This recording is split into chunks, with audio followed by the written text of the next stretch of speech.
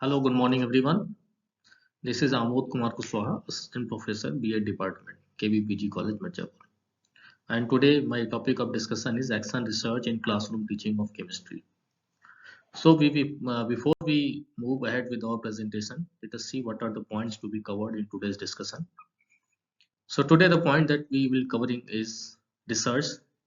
Definition of research. What is research? Then types of research. Then action research. It will be followed by the characteristics of action research and process of action research, and then statement of problems and variables, followed by action cycle, and finally we will have an exemplar action plan in chemistry. We'll take an example of problem faced during the classroom teaching of chemistry, and we'll try to solve this problem through the action research methods. So let us move ahead with our presentation, today's presentation. So first of all, what is research? So, by definition, research refers to a process of carrying out systematic activities to find out the solution of some problem. That means we face some problem and we want the solution of some problem. So, we move step by step to solve that problem. And this approach is also known as scientific method of solving a problem. And in the methodology, research methodology, we call this method as research method. Okay.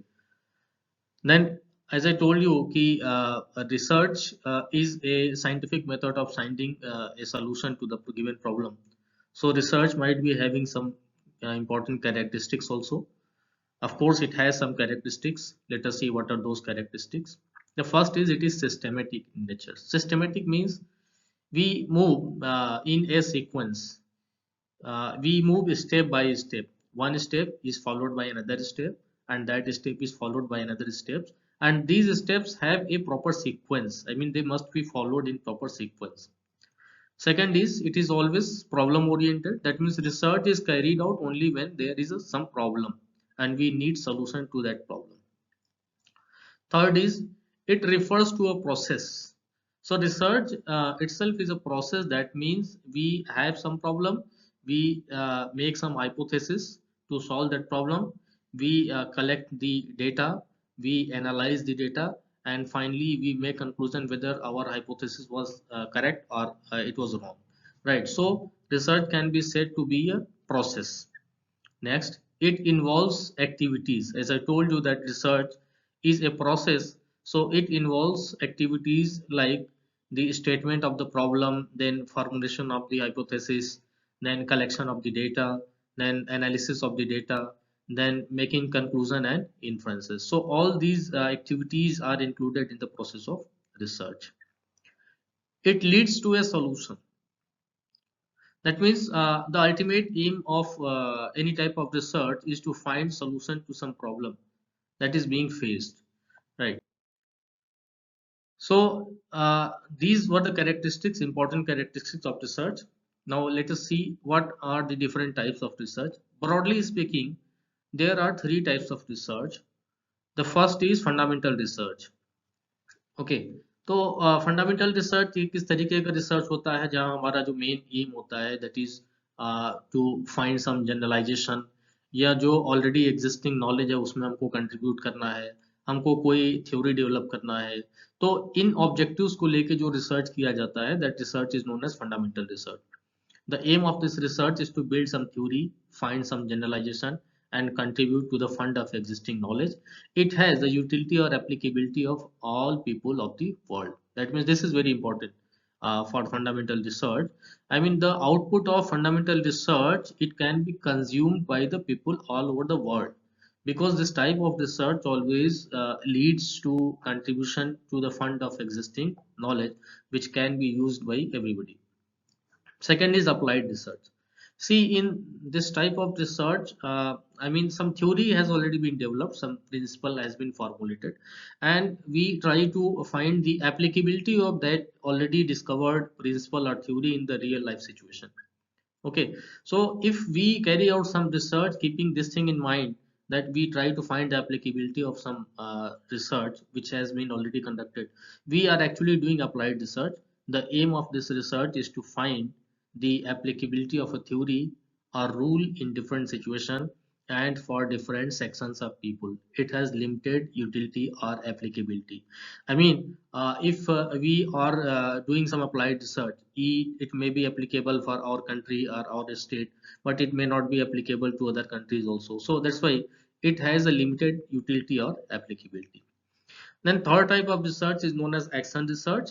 This is highly localized research, and the aim of this research is to find out the solutions to some local problem related to few students, a class or a school.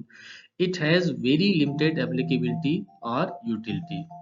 That means in action research, what we are actually trying to do, we face some problem at the local level and we try to solve that problem at the local level itself.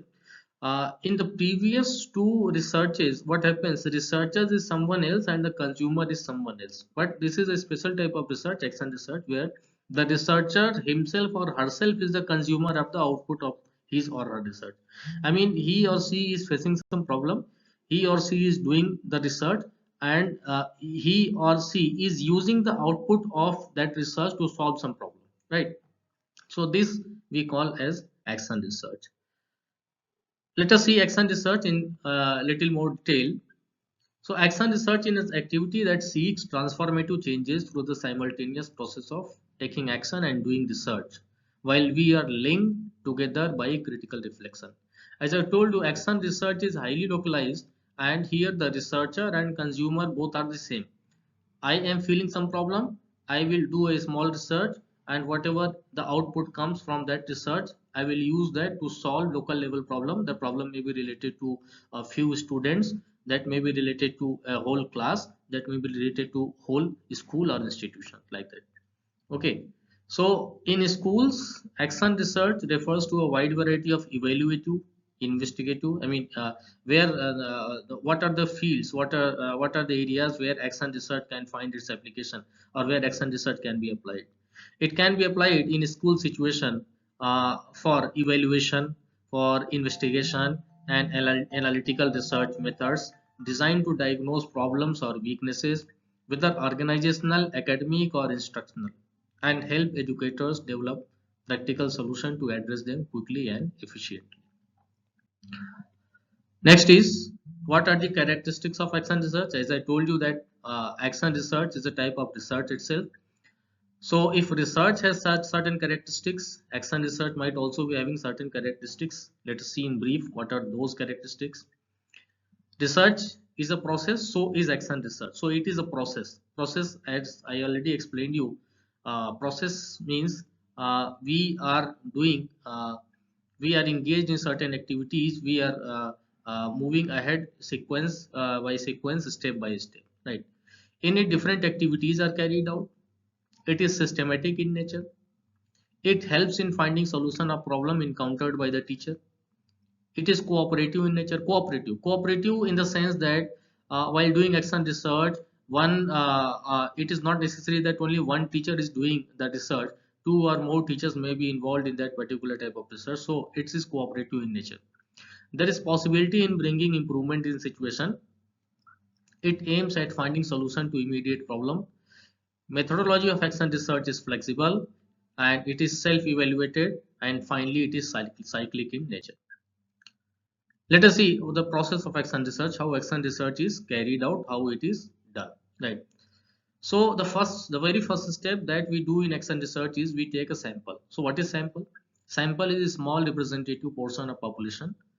Only what is the method, what is the technique of sampling? So here we employ the purposive sampling. That means our sample is purposive in nature. That means we selectively, we willingly select particular students, a particular group of students for our study. Okay. Then what are the tools of data collection? The tools of data collection in this particular case, what I have taken as example of action research, that may be teacher made achievement test, that may be monthly test, that may be slip test, etc., etc. What is the experimental design? Experimental design here is pre-experimental design. That means we select a group, we will employ the pre-test, and a certain treatment will be given to that group, and then later on we will employ the post-test and the results will be compared. Okay, so how it is actually done, action research in the classroom situation, how it is actually done. So first of all, achievement test is administered, which is called pre-achievement test. Then analyze the response of the student and work on the action hypothesis through action cycle. The research design will be O1, that means observation 1, then followed by the treatment, and then observation 2, where O1 represents the pre-test of variable of action research, X represents the treatment of the action research, and O2 represents the post-test of variable of the action research. Now let us see what is the problem, statement of the problem, and what are the variables. So I have taken the problem as a study of effect of teaching mole concept on the ability to solve numericals on stoichiometry. Okay, so what are the independent variables? Independent variables will be teaching mole concept. What are the dependent variable? Dependent variable will be ability to solve numericals on stoichiometry. And let us see what action hypothesis we formulate. So the action hypothesis that we formulate are: the first action hypothesis is students lack the knowledge of chemical symbols and formula. Second hypothesis that we have developed is students lack the concept of molecular masses and molar masses. And the third action hypothesis that we developed is students lack the clarity of mole concept. Right. Now let us see what is action cycle, how it is done. I told you that action research is cyclic in nature, so it must be moving in the form of a cycle. So the cycle of action research consists of 4 steps. The first is plan, second is act, third is observe, and fourth is reflect. So in the cyclic form, it can be represented in this manner. First we plan something, then we act something, then we observe that thing, whatever we have acted, we observe, and then we reflect, and finally we replan. Right. So this makes a complete action cycle. Now let us take the exemplar action plan in chemistry. So the problem is students are unable to solve the numericals on stoichiometry. So I have made the action plan in the tabular form.